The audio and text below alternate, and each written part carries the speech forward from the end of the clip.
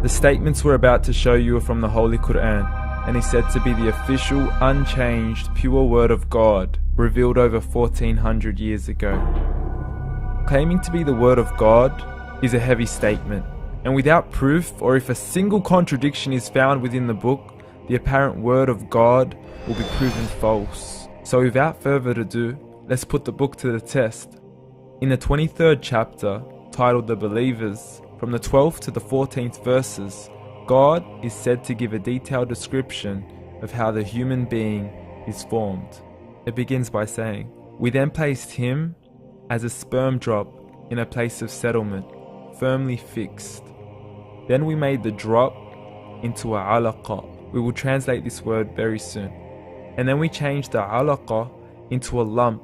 Then we made out of that lump into bones. And then we clothed the bones with flesh. Then we caused him to grow and come into being and attain the definitive human form." In the 21st century, we can now safely say that this verse is clearly describing the process of human development in correct chronological order. However, what we should be paying attention to in particular is the second stage, referring to the development of the embryo. The specific word used to describe the embryo in this verse is the word alaqa. The word alaqa, when translated into English, can mean three separate things. Firstly, a blood clot, or to be suspended, that is to be hanging or clinging to something, or thirdly and finally, a leech. Now, all three definitions don't come anywhere near what we perceive to be the human embryo. So, why are these words used, and what significance do they share with the human embryo? Can the embryo be described as a blood clot? Well, what do you think?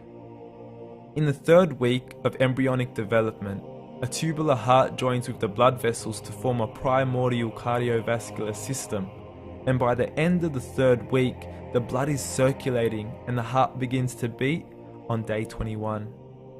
The first thing that comes to mind in regards to being suspended or hanging is the umbilical cord. But we can't use that example because we are simply referring to step 2, before the baby has even formed. But we now know today that the umbilical cord is formed from the connecting stalk. And the connecting stalk is formed as soon as the embryo is formed. The embryo's connecting stalk has even been described by John Allen and Beverly Kramer as an object to suspend the developing embryo in the extra-embryonic column.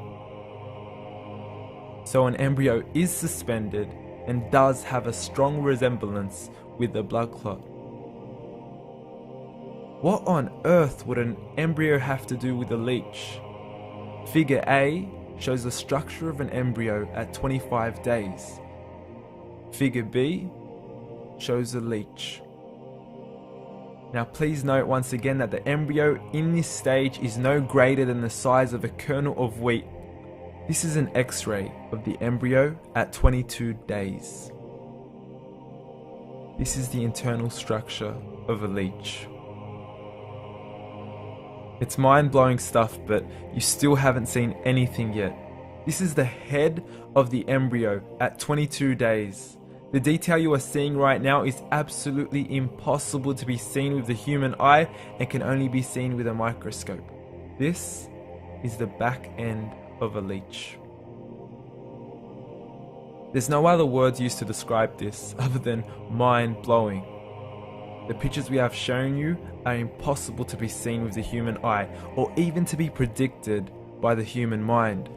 Once again, the verses we have shown you were revealed over 1400 years ago to a man who couldn't read nor write. Are these the words of God? Descriptions of the human embryo in the Quran cannot be based on scientific knowledge in the 7th century. The only reasonable conclusion is that these descriptions were revealed to Muhammad from God, from God, from God, from God.